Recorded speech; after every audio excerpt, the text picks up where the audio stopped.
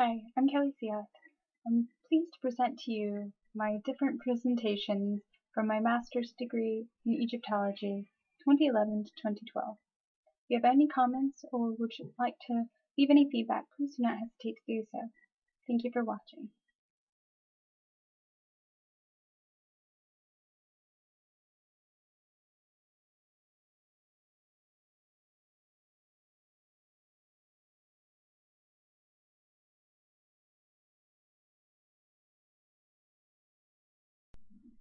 There is a group of over 100 2nd-century papyri texts that refer to recluses.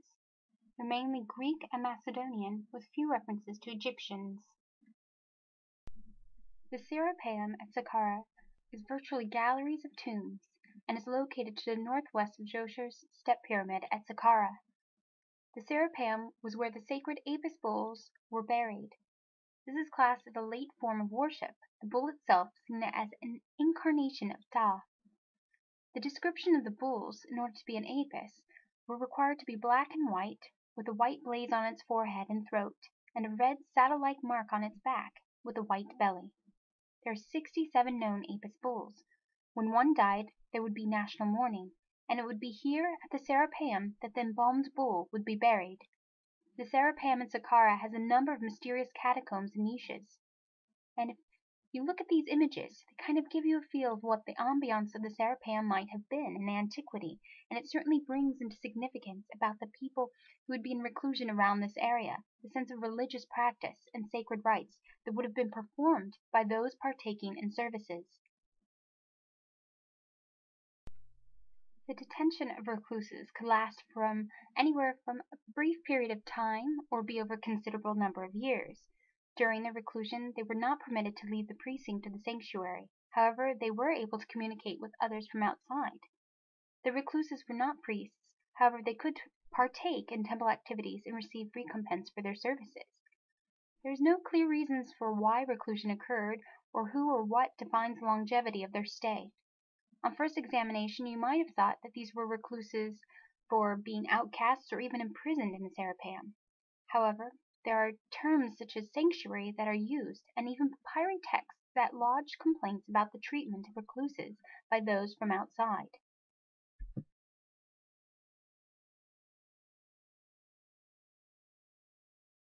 One of the primary examples of a text that lodges complaints regarding the treatment of recluses comes from Ptolemy, son of Glacius, a Macedonian.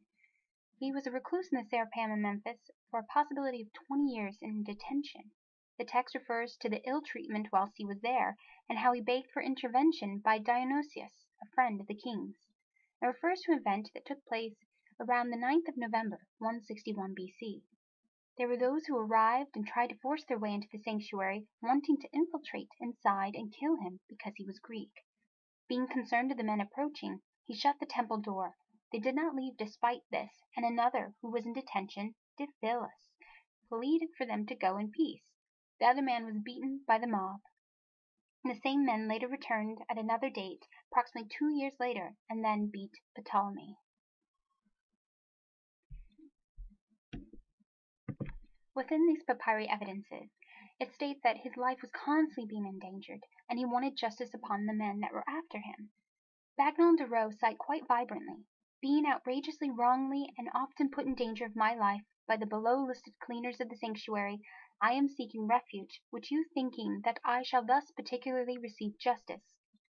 Some of them holding stones in their hands, others sticks, and tried to force their way in, so that with this opportunity they might plunder the temple and kill me because I am Greek.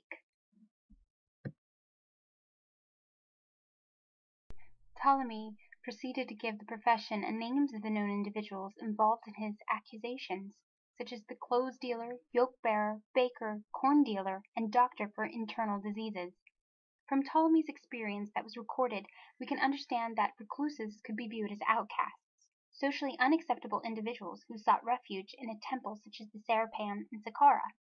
This can be viewed in a similar context to the religious concept of sanctuary, where an individual, no matter what crime they might have committed, enters into a center of religious worship, such as a church or monastery, and claims sanctuary, and as long as they are in servitude and remain in those grounds, they cannot be touched by any outsider or authority.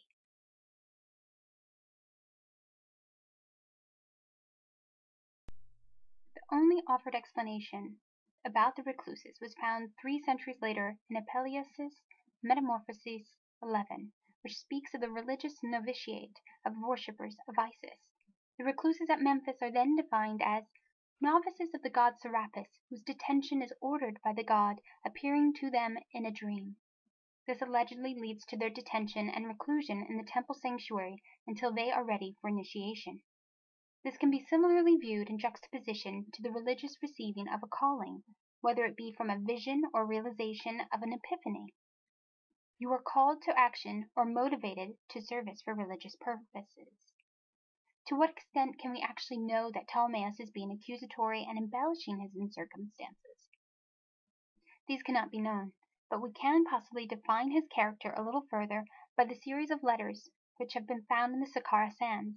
These letters were datable to around the middle of the 2nd century BC and are in both Greek and Egyptian. The letters found around the middle of the 2nd century BC include an account of the life of female twins Taui and Taos. It describes their rescue by a Macedonian Greek named Ptolemaeus, a recluse from near the temple of the Serapaeum at Saqqara. He persuaded the temple authorities to employ the twins as temple acolytes, attendants, and were to act as the goddesses Isis and Nephthys, but the twins were constantly endangered by their relatives who took their salary. They seem to be constantly in trouble and need, and there are a considerable number of papers regarding them. This brings in Ptolemaeus' brother, Apollonius, who was classed as a rogue and made enemies of the Egyptians around the precinct of the Serapeum.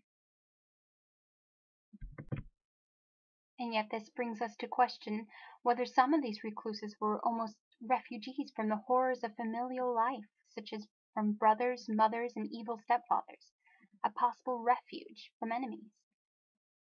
These are highly valuable letters that show intimate social accounts of individuals living in Ptolemaic times. Such evidence could aid in our understanding about the ancient society, communication networks, and dangers that occurred.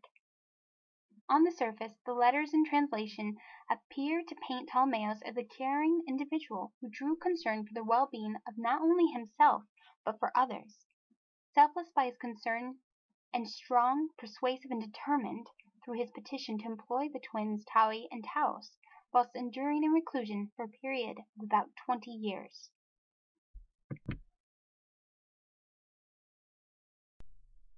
There are further examples that define the life in Ptolemaic times, which describe concern for the maladministration of officials. This is dated to about around October 25th, 156 BC. It offered complaints about abuse of power, blackmail, and emphasized that those committing such acts were incompatible with our rule of conduct.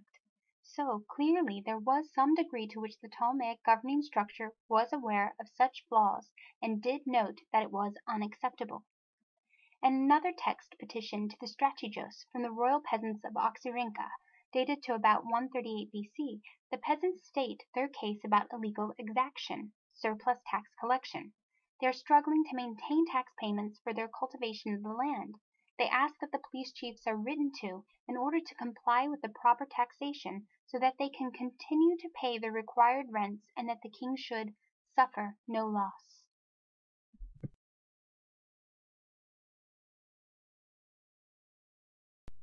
We need to now consider the social economic evidences of Ptolemaic rule and its consequences on the population. Knowledge of this has actually come from a 2nd century letter fragment from a wife to her husband regarding economic gain.